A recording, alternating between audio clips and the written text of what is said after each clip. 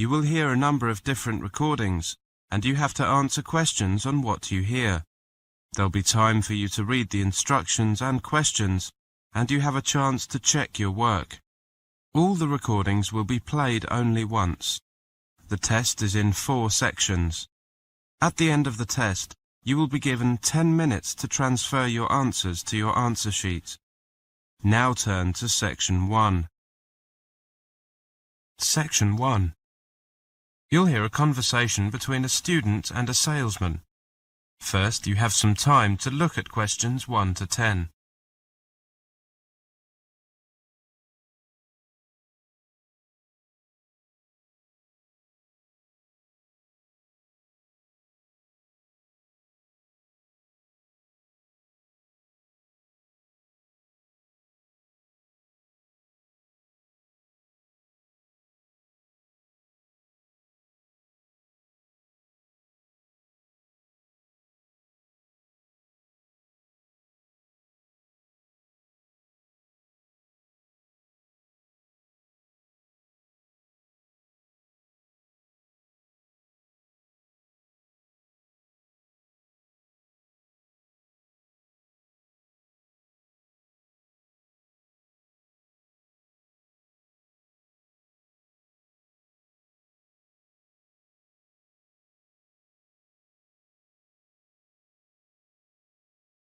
Now listen carefully and answer questions 1 to 10. Good morning. Is that Copewell Insurance? I'd like to ask you a few questions about getting insurance. Certainly. What kind of insurance are you looking for? Well, I'm a student and I need comprehensive cover. You know, against theft, damage, legal problems. I see. Students are unfortunately attractive targets for thieves. Student accommodation is a particular target because it often contains several highly portable and valuable items such as laptops.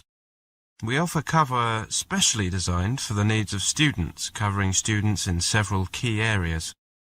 Oh, that sounds like it's exactly what I need. Please tell me more.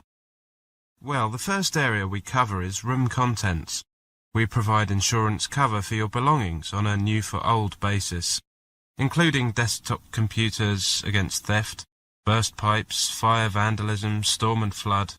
Does that also cover me if I live in university accommodation? Yes, it does. It also covers any shared areas in your accommodation and anything you leave in locked storage on campus at any time. Is there a limit on claims of this nature? Yes, there is. Individual items are limited to £2,000 per claim, and the following items are limited to £600 per group per claim. Valuables, musical instruments and any data storage devices apart from computers, such as CDs, DVDs, cassettes and computer games. Clothes are limited to a maximum of £250. However, cover for items above these amounts is available for an additional premium. I see. And how about accidental damage? We cover contents against accidental damage occurring while they are in your rooms, and we cover replacement keys and locks up to £150 if you lose your keys. Does this cover items that I leave in my accommodation during holidays? Yes, it does, but the limit is lower, up to £3,000 in total, and there is only cover for up to 35 days. That is if the rooms are unoccupied continuously for 35 days. I understand. Am I also covered against theft whilst travelling? Yes, you are. I should also point out that your mobile phone is fully covered, and the insurance covers any airtime abuse by the thief up to £150. Great. What about legal and health problems? Your legal expenses are covered up to £50,000 for defending claims against you, for claiming against other people for damage or injury they cause you, and tenancy disputes. The last one is particularly useful for students. Course fees you have paid or are liable to pay in the academic year, up to £5,000 in total, are also covered. If as a result of your illness, death or accident, you have to leave your course early, or if a parent on whom you rely for financial support suffers illness or redundancy. That sounds very comprehensive indeed. Does the special introductory rate still apply? It says here that it's valid until the end of June. Yes, it's still valid. There have been no changes in the terms of the offer. Can I just mention that the following extra cover is automatically included free of charge in all our policies.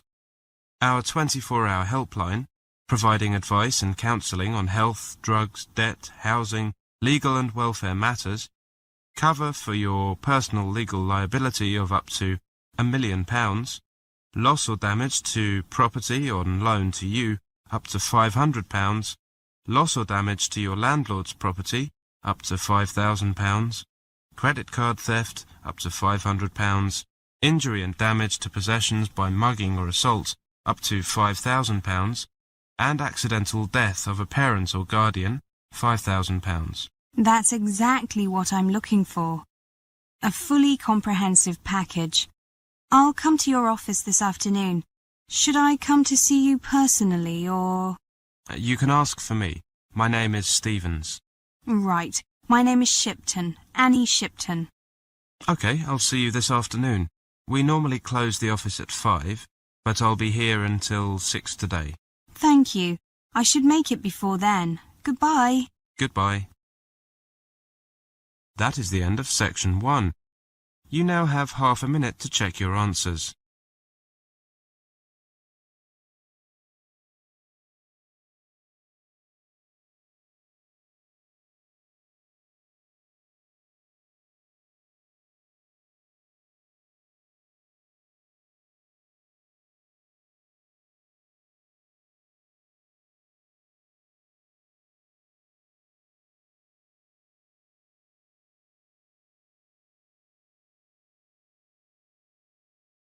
Now turn to Section 2.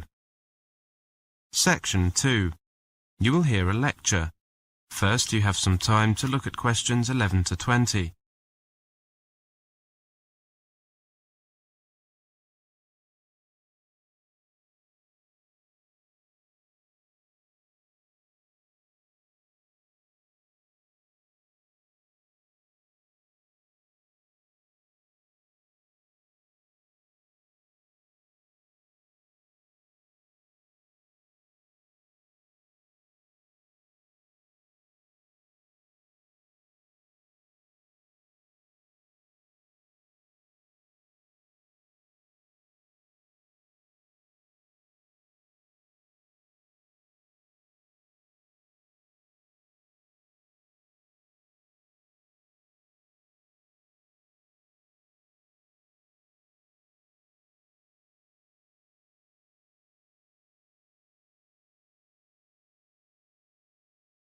Now listen carefully and answer questions 11 to 20.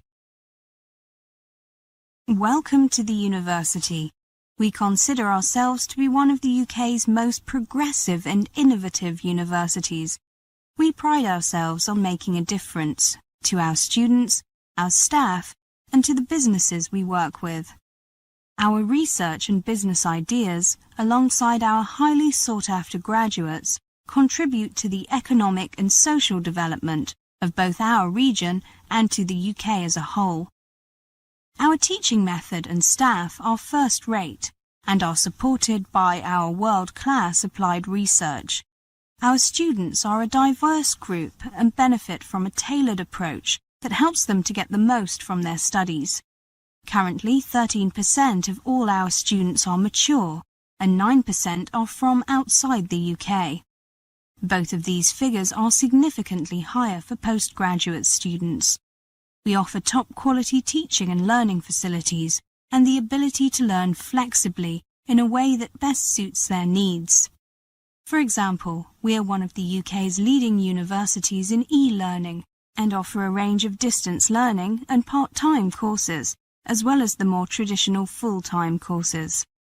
Our partners in industry choose to cooperate with because of our flexible, business-led approach and our high-quality research, facilities and students. Our partners include Sony, BP, the NHS, Network Rail, Cisco, SAP and Microsoft. Our facilities are state-of-the-art, and we have invested heavily in new technology over the last 15 years in order to ensure that our technological capability matches the cutting-edge approach of our teaching. We are recognized as a center of excellence for teaching and learning, e-learning, and employability. Our university plays a key role in the city and region in which it operates. We are located in both heart of Newtown and in its leafy suburbs, and our 28,000 students add to the vibrancy and diversity of the city. Let me tell you a little about our campuses. Right in the heart of Newtown's busy city centre is the university's city campus, a welcoming modern environment with some of the finest learning and teaching facilities in Europe. Around this hub revolves a flourishing, diverse academic community. Our second campus, only a couple of miles away, is a complete contrast.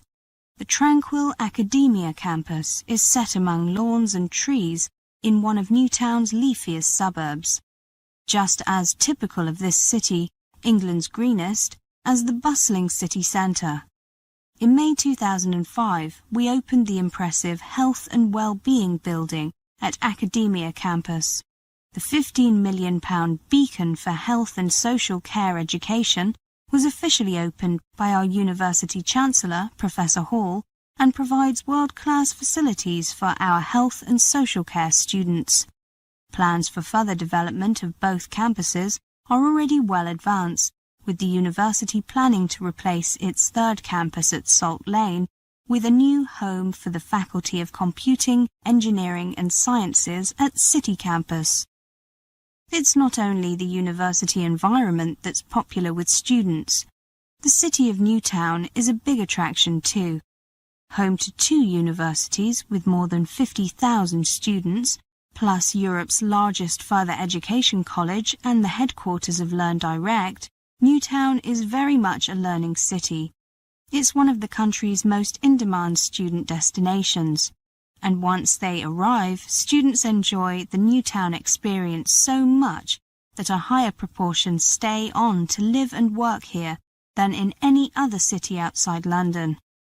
Now, with regard to accommodation, our accommodation services offer a friendly, free service to help you find the right place to live in Newtown. They have an office in the Student Union building, but they also have a website which provides details of all our catered and self-catered residences and a searchable private housing database.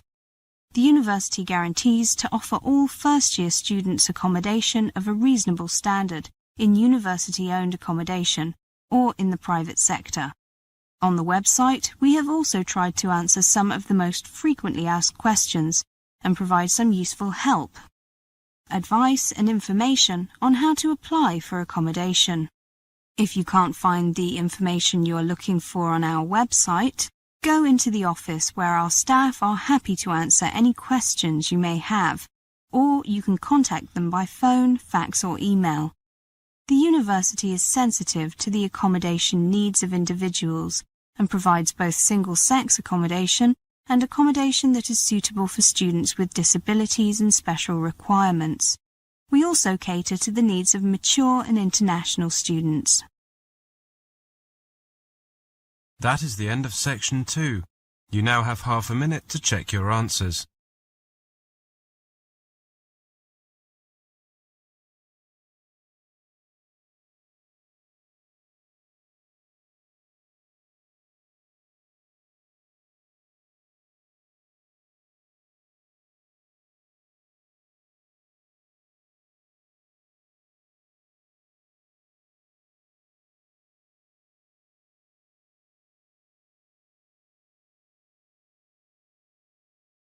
Now turn to section 3. Section 3. You will hear a conversation. First, you have some time to look at questions 21 to 30.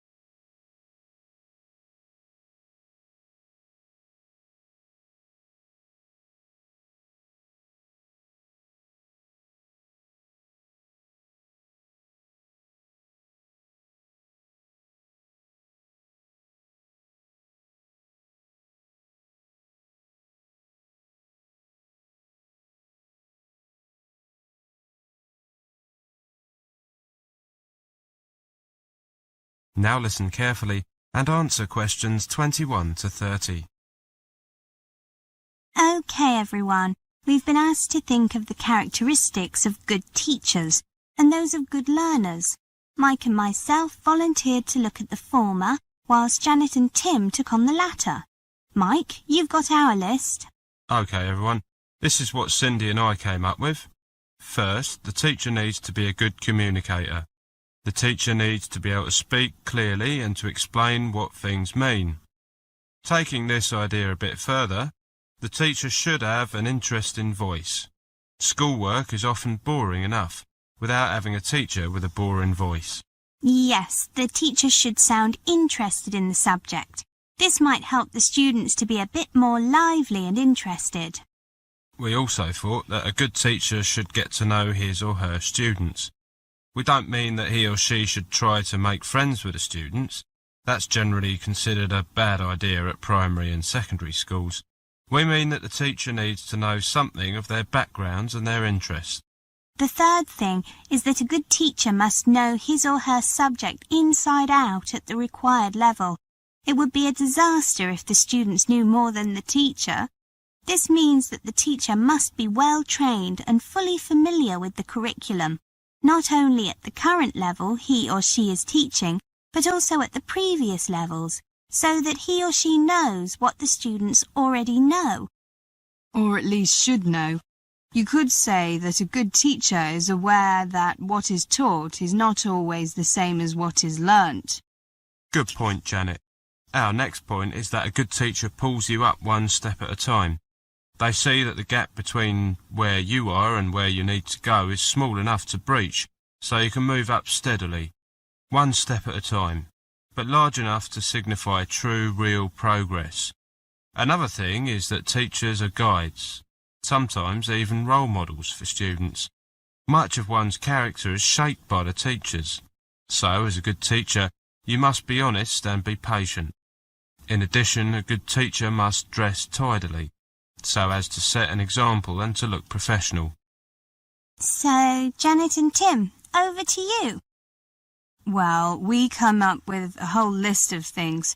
First, a good student is active. This encompasses a wide range of things, not only getting on with the work assigned to them.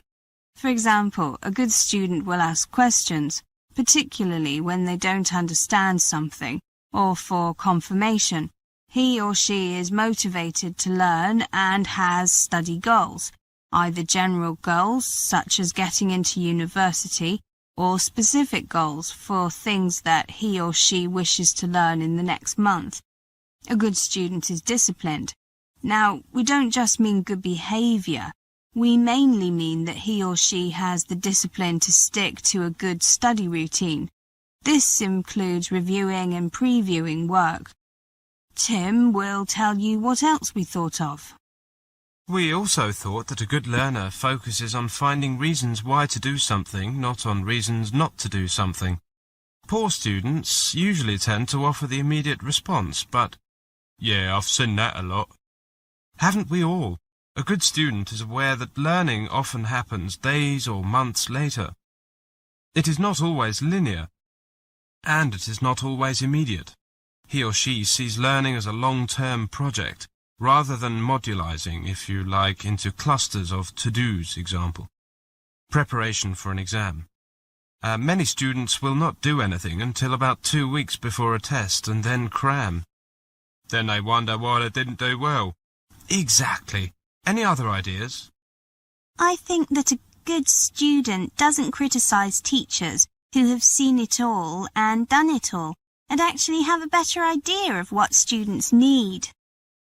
Nor do good students blame a teacher for his or her own lack of application.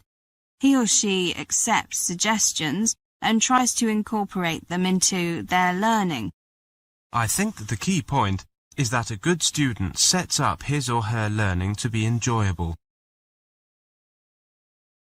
That is the end of section 3. You now have half a minute to check your answers.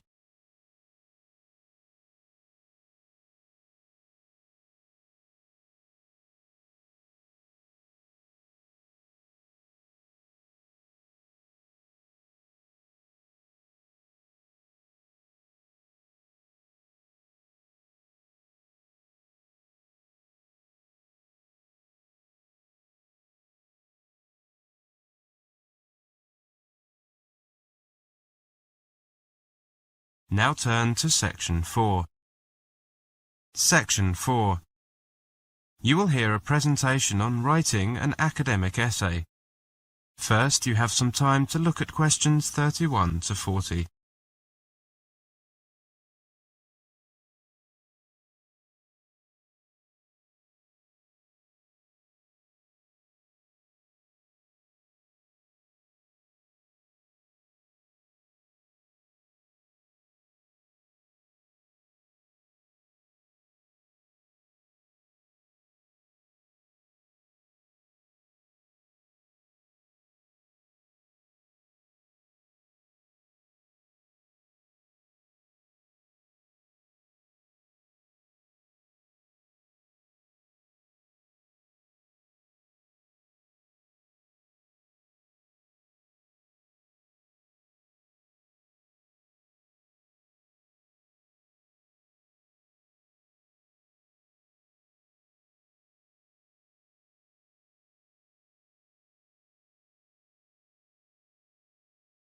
Now listen carefully and answer questions 31 to 40.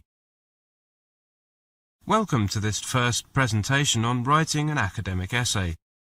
A university essay can be thought of as an extended answer to a quite specific question that has been posed by your lecturer. A key consideration for lecturers when they mark students' work is whether the essay before them is relevant. That is, whether it does in fact provide an answer to the question being posed. For this reason, it is important when you prepare to work on an essay that you spend a reasonable amount of time reading and mulling over the essay topic so that you understand precisely what is being asked. This involves identifying and thinking about key words in the topic. Among other things, this tutorial on essay writing is based on the following topic. In the last 20 years, rates of divorce have risen significantly in Western countries. Critically analyze some of the different explanations given for this phenomenon. In your discussion, you should consider what implications these explanations might have for social policy. Implication is a common term. Implications can be thought of as a set of ideas that follow on in some logical sense from a preceding set of ideas. In the case of this essay, the preceding set of ideas are the explanations for rising divorce. What is required then is that students consider what social policies might follow on from each of the different explanations considered. Note that the word phenomenon refers here to rising divorce. This means that the essay will need to be concerned with explaining why divorce rates have risen. Different explanations suggest that different analysts have come up with a variety of reasons for this happening. To critically analyze means to assess the value of some entity with respect to its strengths and weaknesses. This entity may be a theory, a policy, an argument, a piece of research, etc. In the case of this essay topic, what needs to be evaluated are the different explanations given for rising divorce. This proposition is central to the essay topic. Clearly, the essay will need to be concerned in a general sense with the subject of rising divorce. It is also important to note those terms which limit the subject in some way. In this case, to a particular place, Western countries, and to a particular time, the last 20 years. I asked 3 different students spent some time analyzing the divorce essay topic. On the following 3 slides, you can read each of their interpretations of the topic. After reading each, decide whether you think it is a reasonable interpretation of the topic. This slide shows student A's analysis. This essay topic is about divorce in Western countries. I would look in detail at statistics for divorce in various countries. I would then turn to the effects of divorce, as discussed by various sociologists. I would describe the effects divorce is thought to have on parents and on children. Then I would consider what social policy solutions there are for the problems arising from divorce. Student B wrote, "For this essay, I would focus on why rates of divorce have increased in Western countries. To answer this question, I would give my own critical explanation, focusing on what I know from experience are the reasons why couples choose to divorce.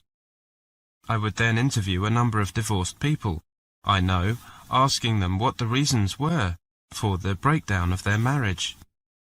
I would then consider current social policies relating to divorce and find out how well the people I interview have coped since they were divorced. And this slide tells us what student C wrote. This topic states that divorce has risen in Western countries. First, I would want to find out if this is the case by looking at statistics from a number of countries. Assuming that the proposition is true, I would then look at a variety of accounts given by sociologists for this increase. For each of these, I would consider how adequate an explanation it is. The topic seems to imply that rising divorce is a phenomenon that needs to be addressed by policymakers. I would then think about what sort of social policy positions might follow on from each explanation. Having read the three interpretations, in your opinion, which seems the most reasonable interpretation? Ah, yes, I think you've got the answer. Of the three interpretations, student 3's would be closest to what is required. The student is proposing to comment on the adequacy of a range of sociological explanations for divorce, i.e., critical analysis, and then to consider what types of social policy would follow on from her explanations, i.e., implications. That is the end of section 4. You now have half a minute to check your answers.